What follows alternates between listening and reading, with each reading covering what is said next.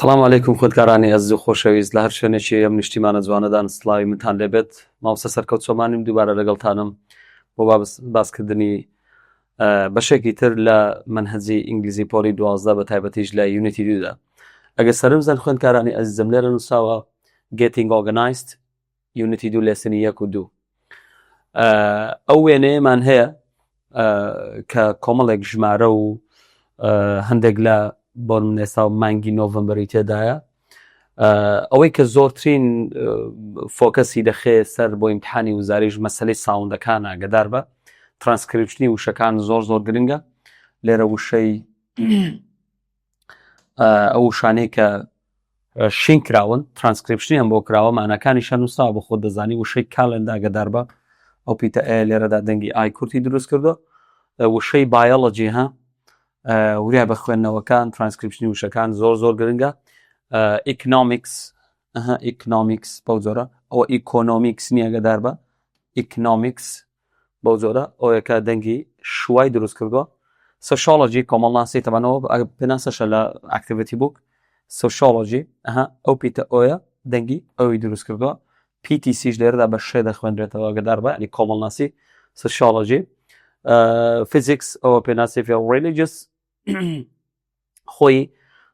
وشەی ئێدیوکیشن بەجە ئیش دەخوێنرێتەوە بەدە ئیش ئێدیوکیشن لەگەڵ ئێدیوکیشن بەڵام منهەجی ئینگلیزی پۆلی 12 دەڵێ بەدێ دەخوێنرێتەوە ئاگدار بە یعنی ئەوەی کە ماکمیلان ئەوەی کە منهەجەکەی نووسیوە ئەو دەڵێ ساوندی دە ئی دروست کردووە تا ئێدیوکیشن ئەگەرنا لە ئینگلیزیدا وەکو زمان ئێدیوکیشنی شەڕاستە بەڵام وەکو منهەجی ئینگلیزی پۆلی 12 دەیەکەیە پاشان دایری ینی کالێندا بوتان دەزانانی تەقویم دایری وەتە یادگارینامە تایم تێبڵ جەدوەل وەک شێدڵ وەتە خشتەی کار حتا وشەی شێدیڵیش بە سکێجیۆڵیش دەخوێنرێتەوە بە شێدیڵیش دەخوێنێتەوە بەڵام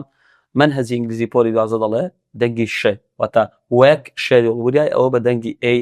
درێژی تێدایە کێمیستری فیزیکس بەو زۆرە ئاوتلاین وەتە پوختە کاری ئاوت ئەو پیتە ئەگەدار بە دەنگی ئای کورتی دروست کردووە وە لە شوی پەپولێکدا ریسەرچ تەمەن ئەو وشەیە لە زمانی ئینگلیزدا ئەنکاونتەبڵ ناونیشە ناوی نژمێدراوە تا کۆ ناکرێتەوە ریسە سیرکە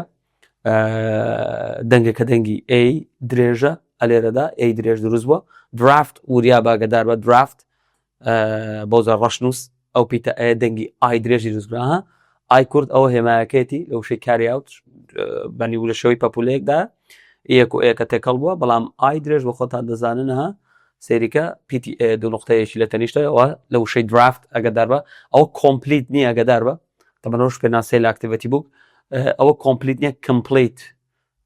کمپلیت لە کۆتایش لە دەنگی ئی درێژی تێدایە وریای حاڵەتە بە دێدلاین واتە دوامۆڵات فینیش ئاف لێرەدا دوو دەنگی ئی کورتی تێدایە فینیش هاند ئین سێریکە لێرەدا ئەو دەنگی ئای کورتە لەو وشەیەدا وریای خوێندنەوەی ئەو وشانە بە بەڕاستی لێرە گفتوگۆیەکەیە لە نێوانی ئاکۆ لەگەڵ لیندا دایالۆگەکە بەڕاستی ئەگەر سێری بکەین ممارەسەکردنەیەکی زۆر جوانی پرپۆزیشنەکانی پرپۆزیشن تایمەکانی تێدایە ئاگدار بە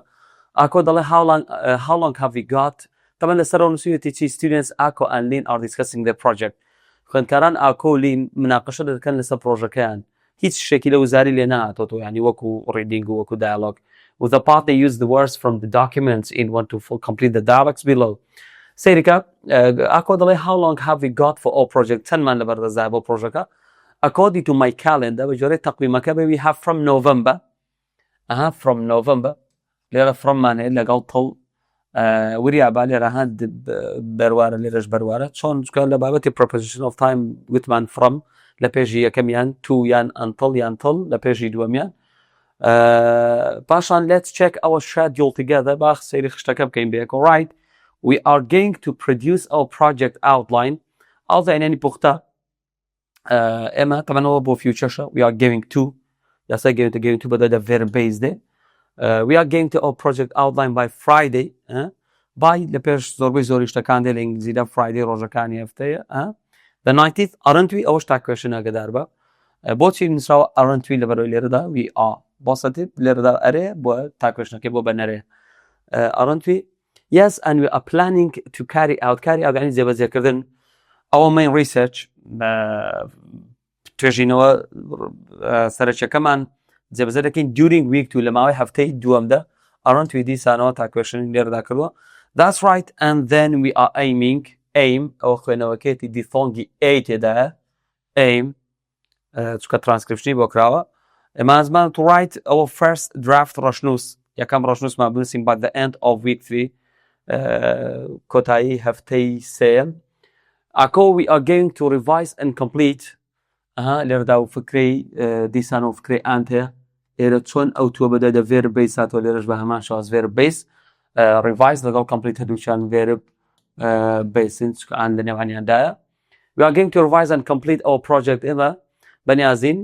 پرۆژەکەمان پێدا بچینەوە و تەواوی بکەین during week 4 لەماوەی هەفتەی چوارەمدا. لە پارتی دیدا when is the final deadline for the project ئاکۆ پرسیار دەکات دەڵێ کەی deadline واتە دوامۆڵەت نەچی تەرجەمە عەرفی بکەی بڵێ مردن و هێڵ ئەوە deadline واتە دوامۆڵەت ئەوەی کە مامۆستا دەداتە دەڵێ دوامۆڵەت ئەو بەروارەیە. when is the final deadline for the project کەی دوامۆڵەتە بۆ پرۆژەکە according to my diary بە گوێرەی یادگاری نامەکە بێ بە گوێرەی ئەوەی کە من دەیزانم it is at 1 p.m. on Friday at بەدوایدا ساعت specific time specific o'clock time هاتووە on بەدوایدا ڕۆژەکانی هەفتە on Friday بۆ جۆرە so that means we need to hand in دانە دەست بیان دەینێ our project to our teacher by lunch دەبی دەینێ دەستی مامۆستا لین دەڵێ that means we need to finish off everything پێویستە هەموو شتێک تەواو بکەین on Thursday in the evening on ڕۆژەکانی هەفتە Thursday ڕۆژەکانی هەفتە in the evening in the afternoon in the morning ئەوەتە in the evening لە ئێوارەدا کەواتە وەکو دایالۆگ هیچی لەسەر نهاتۆ تۆ بەڵام کات لێ دەکەم ئاگات لە ترانسکریپشنی وشەکان بێ ئەو شانی کە شین کراوە خوێندنەوەکانیان گرنگە. لێرە دایالۆگێک هەیە لە نێوانی دوو کەسی دیکە لە ناو منهەجی ئینگلیزی پۆلی 12 مەسەلەی ستیف هۆڵ لەگەڵ لەیلا جافە ئەوانەش بەڕاستی دەبێ بیخوێنین دایالۆگە لە نێوانی ئەو دووەدا بیرکردنەوەی جیاوازە لە نێوانی هەردووچیاندا هەموو دایالۆگەکە ئەوەیە باسی دوو بیرکردنەوەی جیاواز دەکات. ستیف کەسێکی زۆر ئیهمال و زۆر بەڕاستی بێخەم بەرامبەر بە دەرسوانەکانی لەیلاش کەسێکی زۆر زۆر جددی و زۆر بەخەم دەرسەکانەوە بەڵام لێرە زۆربەی زۆر ڕستەکان بە تو کراون بابەتی تو ئینەف خۆی ئەوەی کە لەیلاش دەیکا هەر هەڵەیە ئەوەی کە ستیڤیش دەیکا هەر هەڵەیە چونکە لەیلاش شتەکەی لە عەد پێپەڕاندەوە بەڕاستی چونکە دوایی کە کتێبەکە پێمان دەڵێ she doesn't have a good night's sleep تەنانەت دوای لێ هاتووە کە خەویشی نییە کە ئەوەش لە ڕادەبەدەریەکە تێپەڕیوە چونکە یەکێک لە ئامۆژگاریەکانی دکتۆر سالیدێت کە بۆ خوێندکارانی پۆلی 12 ئەو دەڵێ don't revise all the time نابێ هەموو کاتێکیش خەریکی سعی پێدا چوونەوەبی بۆیە ئەلێرا جیاوازی دایالۆگەکەمان دەست پێ دەکات. grade 12 students Layla Jaff خوێندکارێکی پۆلی 12 بە ناوی Layla Jaff was going to the Dale High School bus stop تەکەواتە ئامادەیەکەیان ناوی دەیڵە High School واتە ئامادەی ئەو ئامادەی کە ستیڤ و لەیلا لەی دەخوێنن ناوی دەیڵە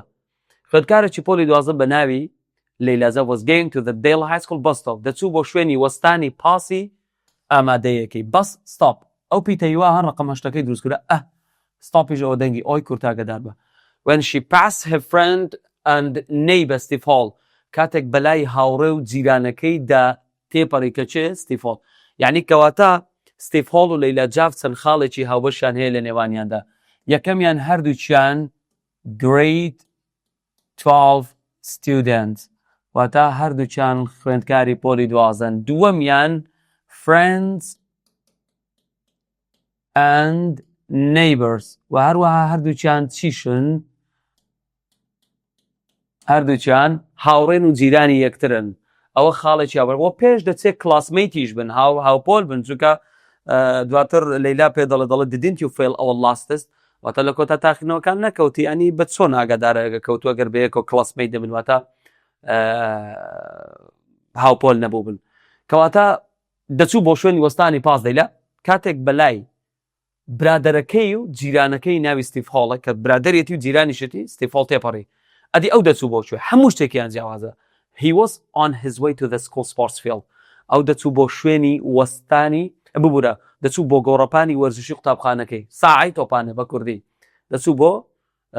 گۆڕەپانی وەرزشی قوتابخانەکەی تەنانەت لە مەسەلەی ڕۆیشتنیشدا جیاوازن ئەو جانتایی کە پێشیان نەجیاوازن لەیلا دەچوو بۆ شوێنی وەستانی پاس و لەوێ شەو بڕاتەوە بۆ ماڵێ بەڵام ستیڤ دەچوو بۆ ساعەی تۆپانە دەچوو بۆ یاریگای مەکتەبەکەی ئەو جانتایی کە ستیڤ پێیەتی سپۆرت باگە جانتای وەرزشیە بەڵام ئەو جانتایی کە لەیلا پێێتی سکۆڵ بووکە سکۆڵ باگە ببوورە جانتای مەکتەبە جانتایەکەی لەیلا کە پێێتی پڕە لە ساینس بوو پڕە لە کتێبە زانستیەکان بەڵام جانتایەکەی کە لەیلا پێێتی پڕە لە ینی ساینس بوو واتە کتێبی زانستی بەڵام جانتایەکەی کە ستیڤ پێێتی جلوبەرگی وەرزشی تێدایە بە دڵنیاییەوە بۆیە دایالۆگەکە دەست پێ دەکات ستیڤ دەڵێ های لەیلا سلااو لەیلا that back look savvy ئێمە گوتمان لوک یەکێکە لەو وشانەی یەکێکە لەو ڤێربانەی کە سێنس ڤێربە واتە بە دوای ئاجێکتیڤ دەیاگەدار بە سلااو لەیلا ئەم جانتایەت قوڕس دەردەکەی قوڕس دیارە تەمەەن بۆچی لوکەکە ئێشی وەرگتە لە بڕێ سەبجێکتەکە تاکاگەدار بە that's because I'm taking all my science books home بۆ لە بەرەوەی هەموو کتێبە زانستیەکانم تێکردەوە و دەیبەمە بۆ ماڵەوە لێرەدا هاتۆتۆ لە ئیمتحان ئاگدار بە لەیلاس باک لوک تێڤی جانتای لەیلا قڕس دەرکەوتووە بۆ ئەوە هۆکارەکەیەتی because she was taking all her science books home لە بەرەوەی هەموو کتێبە زانستیە ئەگەر لە وزاری بۆ هێناوتی لەیلاس باک لوک تێڤی جانتاکەی لەیلا قڕس دەرکەوتووە ئەوە هۆکارەکەیەتی because she was taking all her science books to home ئەی بۆ ئەو کتێبانە دەباتەوە بۆچی لەیلا she was taking all her science books to home وەڵامی ئەو قسەگەرتی بۆ کتێبەکان ئەو شێ دەبی نەچێ she needs to revise for her test tomorrow پێویستێتی بۆی پێداچوونیان بۆ بکە بۆ تاقیکردنەوەکانی بەیانی کەواتە لێرە هەز دەکەی غەڵەتێکی لەیلا هەیە یعنی ئەو هەموو کتێبانی لە نەو جانتایەکە کردوون پڕی کردو و هەر هەمووشی بردەوە ماڵە بۆی پێداچوونیان بۆ بکە بۆ پەیانی کاتەوە زۆرە ڕاستی لە ڕادە بەدەریە ئەوە لێرەدا دوو پرسیاری گرنگی تێدا بۆچی جانتاکە قڕس دیار بە لە بەرەوەی she was taking all her science books بوو بۆچی هەموو کتێبەکانی لە ناو جانتاکە کردو بۆ ریڤایز ئاگادار بە ریڤایز تەمەەن ڤێربەیسە ئەو شێ ناونەکەی هەمووتان دەزانن دەبێت بە ڕڤیژن ناونەکەی ئەوە بریتە لە ڕڤیژن بەو جۆرە isn't that a bit too much for one evening isn't that a bit too much for one evening دیسانەوە لێرە دەمێ بەبیرت بێنەوە بەشێکی زۆری خوێندکارانمان بۆمان دەنێرن مامۆستایەوە دەتانەوێت دەتان گوت ڕستەی تو نابێت نۆتی تێدا بێت بەڵام سیر دەکەی لێرەدا ڕستەکە تووشی تێدایە و بەڵام نۆتی شەیە لێرەکانە بابەجان لە گرامەری تو ئینەفشی کردوتەوە بۆچی وایە لە بەروی ئەو ڕستەیە تو پڵس بەیسەکەی تێدا نییە ئینفینیتیڤەکەی تێدا نییە کەکەیدا نەبوو تومانەی مانیمانای نەرێنی نادات تو ینی ڤێری لە گرامەر ئەوم شی کردوتەوە زۆر بە جوانی بابەتی تو ئینەف کەواتە لێرەشدا ڕستەی تومان هەیە کەچی نۆتشی تێدایە بۆ لە بەرەوەی تو لێرەدا ینی ڤێری هیچ مانای نەرێنی ناداداگەدار بە بۆچیش لە بەرەوەی تو پڵس بەیسەکەی تێدا نییە ئینفینیتیڤەکە ئەوە زۆر نییە بۆ یەکێوارە no I don't think so نەخێر پێم وانێ I'm going straight home straight جیو ئەچەکە سایلنت ئاگەدار بە هەردووچەند من ڕاستەخۆ دەڕۆمە home on the school bus now ڕاستەخۆ بە پاسی قوتابخانە ئێستا ڕێک دەڕۆمەوە ماڵەوە and I'm planning to revise all evening پلان دادنم بۆی هەموو تەواوی ئێوارەکە پێداچوونەوە بکەم aren't you doing the same ڕستەیەکی negative questionە aren't یەکێک لەو شتانێکە بدەدا بریتە لە verbi ing ئەو verbi ing ئەی تۆ شەمان شت ناکەی ستیڤ دەڵێ no I'm going to football practice وریا بە وشەی practice کە ئاوە PTC بوو ناونە لە ئاکتیڤیتی بوو کتێیدا بیگۆڕی بۆ verb دەبێت بە practice خوێندنەوەکانیان یەک شتە هیچ گۆڕانکاری بەسەدانە مادامەوە ئێستا ئەوە دەبێت بە verb بەڵام ئەوە بە هەمان شێواز ناونە I'm going to football practice من دەچم بۆ تەمرینی تۆپی پێ لەیلا دەڵێ don't you have to revise و دیسان negative questionە don't you have to مانێ بەداشیدا verb base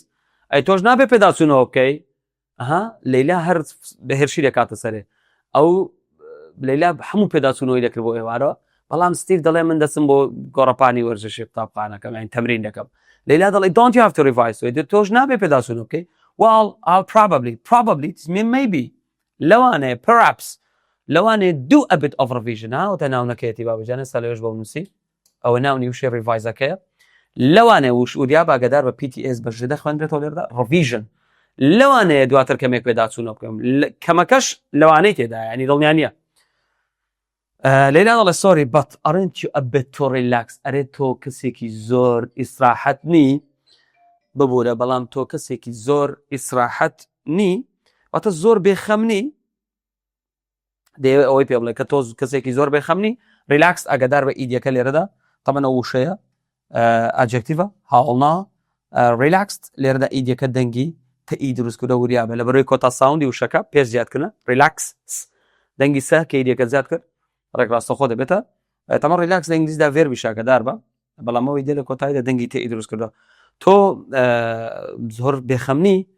while you aren't relaxed enough تۆش ئیسراحەتت هەر نییە you are too anxious تۆ زۆر قەلق و شپرزەی کەواتە ها ئەو ئەنکشست بینی لە ئیمتحانی وزار زۆربەی زۆری کات ڕێک بزانە ئەوە لەیلایە ئەگەدار بە ئەدی ریلاکسەکە چێ ئەوە ستیڤە کە ریلاکست بینی ئەوە ستیڤە کە ئەنکشست بینی ئەوە سیفەتی لەیلایە لەیلا زۆر قەلقە you are too anxious but listen didn't you fail our last exam لێرە پێم گوتی لانێ ئەو بەڵگەی ئەوە بێکە ئەو دوانە بەیەکەوە هاوپۆل بوو نەگەدارەوە چکە دەڵێ didn't you fail negative question didn't fail verb base ئاگەدارەوە ئەی لە کۆتا تاقیکردنەوەکە وشەی لاستی تیدا ئاگەدار بە ئێستا لێرەدا ناتوانین بڵێ don't you fail our last بۆچی لە بەڕۆی last ئاگەدار بە دەبێ ئیلا didn't بێ پاستا ئەی لە کۆتا تاقیکردنەوەکان نەکەوتی if you are not careful ئەگە وریانە بی careful adjective ئاگەدارەوە کۆتایەتەوە بە FUL ئەگەر وریانە بی you will do badly again دووبارە خراپی you will do badly again یعنی you will fail again یعنی دووبارە دەکەویەوە ئەگەر سەعینەکەی ئەگە وریانە بی can't you leave me alone لەیلا ناتوانی بەتەنیا بەجێم بێ لەیلا مەودڵە بەدوایدا verb base leave verb base negative question مەودڵ لەگەڵ verb base ناتوانی بەتەنیا بەجێم بێڵی لەیلا I'll be alright okay من باش دەبم باشە ئەنی بەس وازم لێ بێنە well I'm going to make sure ئەوە شوەنی ئاگەدار بە sure ئەها دەنگی ئۆی درێژە من I'm going to make sure I'll be alright من بۆیە ئەوە دەکەم دەبێت دڵنیامەوەی کە باش دەبم لە تاقیکردنەوەکان ینی بۆیە ئەو سعی شتە دەکەم دەمەوێت دڵنیامەوە that's the trouble with you لەیلا trouble ئەگەدار بە ئۆیو بەیەکەوە بە قەمەشتەکەی دروست کردە ئەوە کێشەکەی تۆ لەیلا you never stop working کە دەڵێ stop working خۆ لەیلا کرێکاری ناکە بابەجان you never stop studying تۆ قەت لە سەعیکردن ناوەستی doesn't it ever get you down قەت بێزار نابی doesn't negative question of دیسانۆ verb base ئەرێ بێزار نابی تۆ no I'm fine نەخێر من باشم well I think you are getting stressed out من هەز دەکەم تۆ زۆر پاڵە پەسۆ لە خۆت دەکەی ئەگەدار بە stress دیسان ئیدیەکە لێرەدا دەنگی تەئی دروست کردووە stress out adjective ئەگەدارەوە ئەویش بە هەمان شێوەز ئاوڵناوە adjective وشەی گەتی لە پێشە ئەویش وەکو وشەی look seem sound get turn grow ئەوانە smell taste ئەوانە adjectivیان لەگەڵ بەکاردێنرێ هەز دەکەم زۆر پاڵە پەسۆ لە خۆت دەکەی if you go on like this go on یعنی continue ئەگەر بەو جۆرە بەردەوام بی you will burn out تۆش فێربە ئەوە دەفەوتەی you will burn out before our big exams next summer big exams next summer بەسی لە ئیمتحانی وزاریە ئەوە پێشەوەی ئیمتحانی وزاری بێ ئەوە تۆ دەفەوتەی بەڕاستی کەواتە سترس ئاوتەکە بۆچەیە سترس ئاوتەکە ئەوش بە هەمان شێواز لەیلایە ئەگەدار بە بێن ئاوتەکەش هەر بۆ شێر دیسانەوە هەر بۆ لەیلایە ئەوە دەفەوتەی پێشەوەی تاقیکردنەوەکانی وزاری دەست پێ بکە یعنی جیاوازێکە بەستەنها لە بیرکردنەوەیە لەیلا کەسێکی زۆر زۆر جددیە و خەم دەرس و دەوام و بەردەوام قەلەقە دەرەزە لەبارەی دەرەزە و نمرە شتەکانی بەڵام ستیڤ کەسێکی زۆر زۆری هیمالە لێرە ئەوەمان دروست کردو ئاگدار بە ئەوانەی کە مەرزەمەکەیان پێ بێت جیاوازی نێوان هەردووکیانم کردووە لەو ئەوەدا لەیلا کەسێکی isn't relaxed ئەو too relaxed too anxious ئەویان isn't anxious stress out isn't stress out ئەوەی نییە پاڵەپەستە و شتی نیە بەڵام هەیەتی plan to revise all books evening پلانی هەیە ئێوارە تەواوی کتێبەکان پێدا بچێتەوە بەڵام ئەو لەوانەیە کەمێک probably do a bit of revision later ئەو burn out واتە خەریکە خۆی دەفەوتێنێ ئەو چی نەکرد burn out نییە بەڵکو failed in his last test کەوتوشە لە تاقیکردنەوەکانی ئەو carry school back carries تەمەنەوە دەبێت SCP بەڵام ئەو هەروەکەوە carry school bag and science books واتە جانتای مەکتەبی پێ وە کتێبی زانستی تێدا ئەو carries sport bag ویش بە هەمان شێوەز دەبێت لێرە زۆر بێ جانتای وەرزشی پێ go to bus stop مەبەستم لێرەدا verb بەیسەکان بەکارهێناوە مەبەرز لەوە نییە ینی بۆ نمونە لێرە پلان بڵێ سەبجەکتەکە تاکە ڤێربی بەیسی بەدوادانەیە فۆکەسەکەم لەسەر گرامەرنی لەسەرەوەیە دایلۆگەکە go to the bus stop دەسوو بۆ شوێنی وەستانی پاس و پاشانیش بۆ ماڵێ بەڵام ئەو دەسوو بۆ go to the school sports field دەسوو بۆ ساعی تۆپێن doing too much work for one evening ئەوەی کە ئەو دێکا بۆ یەک ئێوارە زۆرە لەیلا بەڵام ئەو does not do enough work کارەکەی بە چاچی ناکە جیاوازی نێوان بیرکردنەوەیە بەڵگە چیە مامۆستا دەڵێ کە لەیلاش ڕاست نییە لەیلاش ئەوەی لەیلاش دەیکا ڕازە لە بەشی ڕایتینگ لە پارتی لاپەڕعەبدەی کتێبەکە ئەوەی کتێبی مامۆستا نووسیوێتەوە لەیلا is very anxious زۆر قەلەقە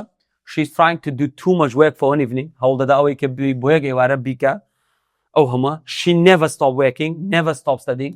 قەت دەسعیکردن ناوسێ she's getting stressed out زەخم لە خۆی دەکا پاڵەپەسەی لە خۆیدا she may burn out لەوانێ بفەوتێ before the big exams next summer پێشەوەی تاقینەوەی وزاری دەست پێ بکەن she doesn't take breaks ئەوە غەڵەتە she doesn't take breaks یەکێک لە ئامۆژگارەکانی دکتۆر سالی دێڵ دەڵێت take breaks or you'll burn out پشوو وەرگرن ئەگەر نادەفەوتێ کەواتە غەڵەتی لێلاش پشوو وەرناگرن she may not get a good night's sleep لەوانەیە خەویشی باشی نەبێت before the big exam because she is too anxious لەبەرەوەی زۆر قەلەقە کەواتەویش هەڵەیە ستیفەر چی ستیفەر زۆر ریلاکسە زۆر بێخەمە he plays football a lot زۆر یاری تۆپ پێ دەکا he doesn't revise enough واتە پێداچوونەوە ناکە he failed in his last test لە کۆتا تاقینەوەکانیشی کەوتووە she may do badly again لەوانەیە دووبارە بکەوێتەوە گەدار بە Steve may leave all revision till the night before the exam لەوانەیە هەموو پێداچوونەوەکانی هەڵگرتوێ بۆ شەیەک پێش ئیمتیحان کەەوەش خراپە گەدار بە لەبەرەوەی دکتۆر سالی دەوتی ئەگەر وا بکەن و کاتە تووشی دوو حاڵەتی خراپ دەبن he may be too tired to remember much ئەو کاتە بەبیری نایەتەوە هەموو شتە Steve has not written a worksheet تەنانە خشتەی کار و پێداچوونەوە و ئەرچی ماڵەوە و بەرواری تاقینەوەکانیشی نییە گەدار بە لێرە لە کتێبدا نووسێتی complete the summary statements لاپەڕە سێزدەی کتێبەکە ئەو ڕۆژانەی نووسیوە دەڵێت تەواویان کە سوورەکان وەڵامەکانە نەگەدار بە خاڵی یەکەم نووساو Layla is carrying his school bag but Steve بۆشای لەیلا جانتای مەکتەبی بێ بەڵام Steve چی Steve thinks she is doing too much work for one evening وەڵامەکەتی Steve پێی وایە کە ئەوەی دەیکات بۆ یەک ئێوارە زۆرە خاڵی دوم Steve is going to football practice Steve دەچوو بۆ تەمرینی تۆپی پێ هەرچەندە Layla think that Steve should revise too Layla پێی وایە دەبێت Steve پێداچوونەوە بکاتەویش خاڵی سێم he will probably do a bit of revision later on واتە Steve لەوانەیە کەمێک دواتر پێداچوونەوە بکە however هەرچەندە Layla شی ینی Layla thinks Steve is a bit too relaxed Steve زۆر ئیسراحەتە زۆر بێخەمە Layla is anxious about the test واتە قەلەقە وشەی anxious ئاگدار بە لێرەدا و ساوندەی تێدایە دەنگی Layla قەلەقە بەرامبەر بە تاقیکردنەوەکانی but Steve بەڵ ڕێگاوی کردوتە بۆشە but Steve نەکەر قەلەق نییە بەڵکو failed in his last test واتە کەوتوو شەرە تاقیکردنەوەکانی خاڵی پێنجەم she thinks he does not do enough work however کچەکە واتە Layla پێی وایە کە he does not do enough work واتە Steve ئیشەکانی بە چاچی ناکە بە تەواوەتی however هەرچەندە کوڕەکەش پێی وایە Steveish پێی وایە thinks she is getting stressed out پێی وایە Laylaش زەخت لە خۆی دەکات و وەڕوا she will burn out خۆی دەفەوتێنێ ئەوە لەسەر Steve و Layla ئەو لە لێسنی 5 و 6 بە ڤیددیۆیەکی واتە بەتەنیا باسی دەکەی مەسەلەی ئازاد قادرەوە بەڵام بابزانین پرسیاری وزاری چی لەسەر Steve و Layla هاتۆتۆ ئەوەندەی کە لە وزاری بینی بێتمان ساڵی 2023 بۆ 24 نووساوە Grade 12 student Steve Hall thinks that his friends Layla Zaff بۆشایی خوێندکارێکی فۆلی 12 Steve Hall پێی وایە کە Layla Zaff چۆنە ینی بە کووری کام لەمانە سیفەتی Layla Zaff does not do enough work ئەوە سیفەتی Steve is not getting stressed out واتە زەخت لە خۆی ناکەویژی Steve is a bit too relaxed زۆر ئیسراحەت و بێخەمە ئەوی شەرنابێ Steve is doing too much work for کەواتەوەی کەودەیکا بۆ یەکەی وارە زۆرە Layla Jaff was taking all his science books home too هەموو کتێبە زانستیەکان دەباتەوە بۆ چی شتێک بەز وشەی ڕیڤایس بدۆزەوە بۆچی دەیانباتەوە تۆ ڕیڤایس بۆی پێداچوونیان پێدا بکات دیارە ئەویان دەزانی بەدڵنیایەوە دەڵێ هەموو کتێبە زانستیەکان دەباتەوە بۆچی تۆ ڕیڤایس Grade 12 students بۆشای was too anxious خوێندکارێکی پۆلی 12 زۆر قەلەق بێ ڕێک بزانە Layla Zaff ڕێک Layla Zaff Steve will probably do a bit of revision later on Steve دواتر لەوانەیە کەمێک پێداچوونەوە بکە however هەرچەندە Layla thinks that Layla پێ وایە کە ستیف چۆنە ینی بە کوری کام لەمانە خاصەتی ستیڤە خاصەتی ستیڤ will بێن هاود نەخێر ئەوەی Layla is a bit too relaxed بەڵێ زۆر بێخەمە Steve is getting stressed out نەخێر ئەوەی Layla never stop studying ئەویش غەڵەتەی Layla کەواتە is a bit too relaxed Steve Hall thought that Layla was بۆ شای کام لەمانە سیفەتی Layla است چونکە Steve پێی وایە Layla چۆن سیفەتێکی Layla دەوێت لێرە getting stressed out بەڵێ ڕاستە not relaxed in واتە ئیسراحەتی تەواوی نییە بەڵێ ئەویش ڕاستە doing a bit of revision ئەوە Steve نابێت کەواتە ئەیوبی هەردووچیان ڕاستن Steve Hall thought Layla's back looked heavy because چانتاکەی Layla قوڕس دیار بوو بۆچی Layla's back looked heavy بۆچی کتم لەبەرەوەی هەموو کتێبە زانستیەکانی تێکردووە she was taking ببوورە she was on غەڵەتە she was taking all his science books دی وەڵامی ڕاستە she was taking all his science books Great 12 student دیسانە خوێندکارێکی پۆلیزۆڵە چێ ئەنکشسە قەلەقە دڵنیا بەلەوەی کەویش دیسانەوە Layla Steve Hall is carrying his school sport bag and he is going to the school sports field to بۆ شای جانتای وەرزشی پێ بوو دەچوو بۆ گۆڕەپانی وەرزشی بۆی قوتابخانەکەی بۆ چ بکات to practice football بەڵێ ڕاستە practice tennis نییە basketball نییە وەروە سویمینگیش نییە و مەلەکردن نییە آخر نمونە Great 12 student Layla Jaff خوێندکارێکی پۆلیۆزە بە ناوی Layla Jaff was too relaxed about her exam relaxed دەکە بۆ Steve left all revision to the night before the exam ئەوەش هەر بۆ ئەوەیە بۆ Steve felt the last test کەوتووە لە تاقیکردنەوەکانیش هەر بۆ Steve was too anxious زۆر قەلەقە بەڵێ ئەوە وەڵامی ڕاستە کەواتە خوێندکاری عزیزم ئەوەش بریتی بوو لە بابەتکردنی بابەتی دایالۆگەکەی نێوان Steve و Layla سەرکەوتە بن ئینشاءالله